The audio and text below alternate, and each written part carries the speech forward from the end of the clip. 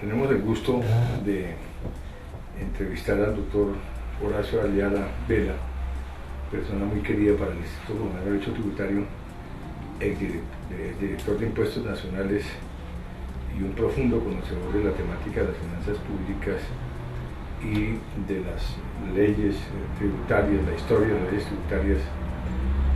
Gentilmente nos ha recibido y vamos a iniciar sin más preludio la entrevista. La primera pregunta que le queremos hacer al doctor Horacio es la siguiente. Indudablemente es una gran injusticia que el peso de la tributación recaiga sobre los contribuyentes cumplidos. Sabemos todos que hay una masa importante de población que, debiendo declarar, no declara y no cumple con sus obligaciones tributarias, está totalmente al margen de ellas. Sobre esas bases tenemos un interrogante, y es si el número de funcionarios de la Administración Tributaria colombiana es o no es suficiente, y si el número de funcionarios dedicados a la fiscalización dentro de la administración es o no es suficiente, porque sin funcionarios para la fiscalización, pues realmente la problemática de evasión entendemos que va a subsistir. ¿Cuál es su opinión, doctor Ayala? Sí, definitivamente la administración tributaria colombiana es de las más pequeñas con relación al número de contribuyentes y de ciudadanos que debe atender. Yo conozco una estadística que recientemente publicó la DIAN y otra que hice directamente por intermedio del CIA, y puedo decir sin la menor duda que esta administración es quizá la más pequeña, inclusive más pequeña que la administración de Cuba, que tiene una historia tributaria muy reciente, con relación al número de contribuyentes que debe atender. Ese, por supuesto, que es un elemento que influye definitivamente en la precaria fiscalización que tenemos, porque estoy completamente de acuerdo que uno de los grandes problemas que tiene la administración tributaria colombiana es ese, que no hay una adecuada fiscalización.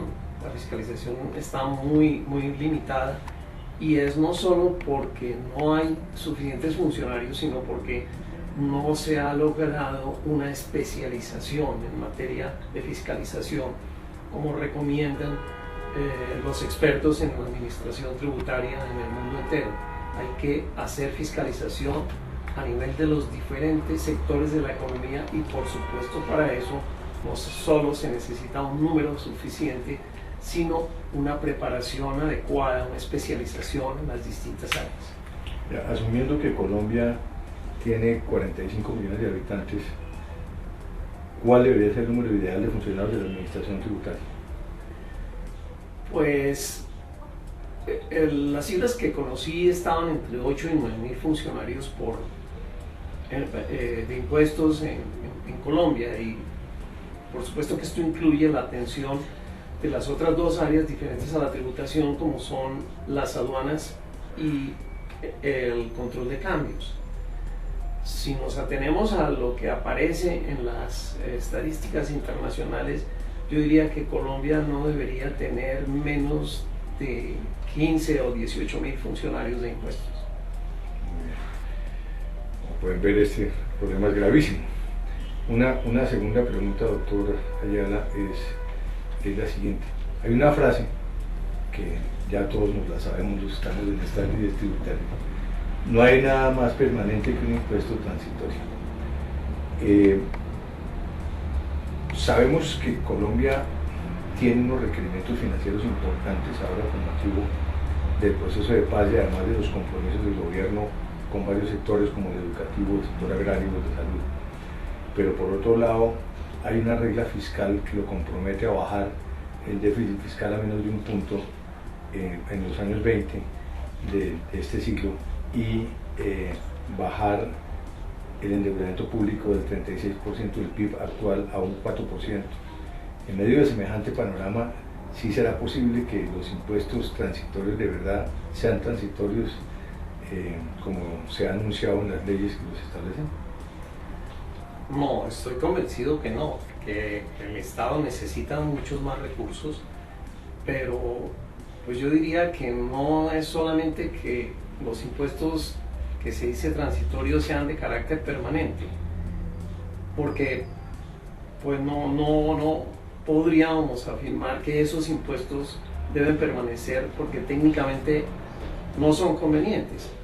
Lo que ocurre es que infortunadamente en Colombia no ha existido una verdadera política tributaria en la medida en que estos temas, como muchos otros, se manejan por razones, por conveniencias políticas. Entonces, hay gobiernos que no toman la decisión, incluso en momentos en que tienen una gran favorabilidad en el Congreso, por razones electorales o por razones de cualquier otra índole. Pero definitivamente, digamos, los recaudos se necesitan. Yo pensaría que no tanto de manera que permanezcan los impuestos que se han venido manejando como transitorios, sino mediante otras actividades, como por ejemplo el tema de la fiscalización adecuada. Todo lo que hemos hablado hasta ahora en esta muy interesante entrevista ha girado en torno al desbalance de los 12,5 billones del presupuesto para la vigencia fiscal de 2015. Pero no quiero desaprovechar esta oportunidad para tratar con el doctor Ayala sus ideas sobre lo que debería ser una reforma tributaria. Él ha abordado este tema en libros que ha escrito y en sus columnas en los periódicos de Colombia. Yo quisiera que el doctor Ayala, en una forma muy puntual, nos dijera cuáles serían las ideas básicas de la que cree sería una reforma tributaria estructural. Sí, yo empezaría por devolverle la progresividad a los impuestos directos, fundamentalmente al impuesto sobre la renta. Y lo haría a través de gravar los dividendos, porque definitivamente, como mencioné antes, las sociedades no tienen capacidad económica. Tienen el tamaño y la estructura que le dan sus accionistas. Entonces, la progresividad debe darse a través de ese mecanismo, el mecanismo de gravar los dividendos bajo cualquiera de los esquemas que ya están inventados en el mundo entero. Y en línea con esa misma concepción, yo establecería o restablecería mejor un impuesto al patrimonio como existió aquí por allá en los años 30, que consistía en un impuesto progresivo con una tarifa relativamente baja, que además servía como una sobretasa del impuesto sobre la renta, un complemento con el objeto de diferenciar las rentas por su origen, porque en Colombia últimamente, más que todo, más que antes, se ha venido sesgando la tributación a cargo de las rentas de trabajo. Entonces, otra de las medidas que tomaría, por ejemplo, para corregir una serie de injusticias, sería gravar las utilidades en las ventas, en la venta de acciones. En Colombia están exentas las utilidades en la venta de acciones. Resulta que se hizo con el pretexto de incrementar la distribución accionaria, de democratizarla, y ha sucedido todo lo contrario.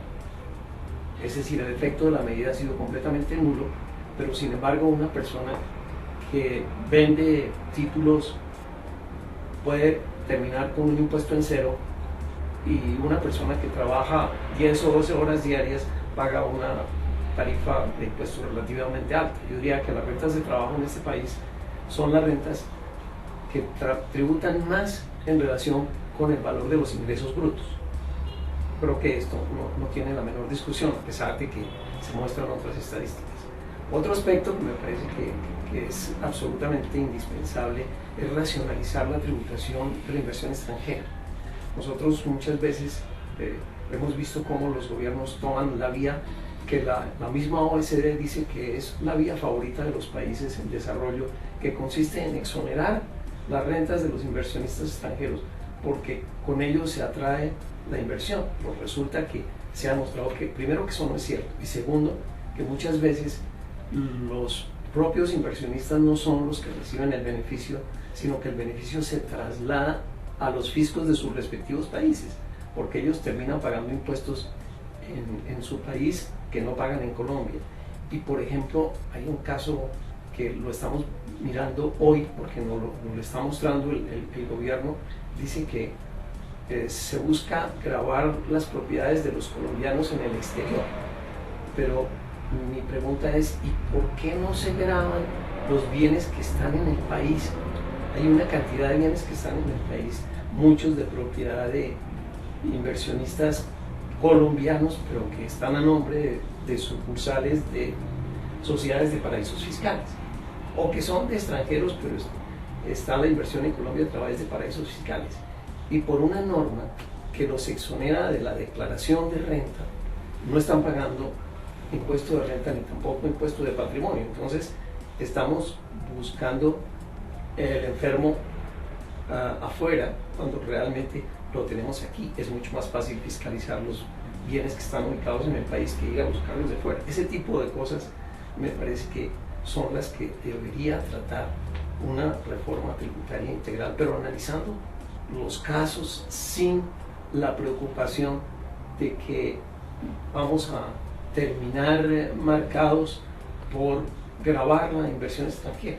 Un caso, por ejemplo, que es emblemático y que lo viví desde cuando fui asesor del gobierno en el año 1982 y de ahí para acá, es que en Colombia es el único país productor de petróleo y en general de productos, recursos naturales no renovables, que permite la amortización acelerada de las inversiones, con un sistema totalmente antitécnico. En la mayoría de los países del mundo, esas inversiones se amortizan bajo el método de unidades técnicas de operación. Aquí las tratamos de una manera totalmente absurda. Y este tipo de cosas definitivamente deberían corregirse para que nuestra tributación sea seria y comparable con los países con quienes nos queremos comparar con el deseo de ingresar a la OECD. Pues doctor Horacio, muchas gracias. Esta entrevista ha sido sumamente interesante. Las propuestas de Horacio ya las ha desarrollado muy a fondo en sus textos. Naturalmente estos son temas de controversia, temas de análisis, pero indudablemente son un aporte muy significativo. Todos esperamos en este país que algún día sea una realidad, que de verdad se sienten los expertos a trabajar en una reforma tributaria estructural. Muchas gracias. Muchas gracias a ti, Mauricio.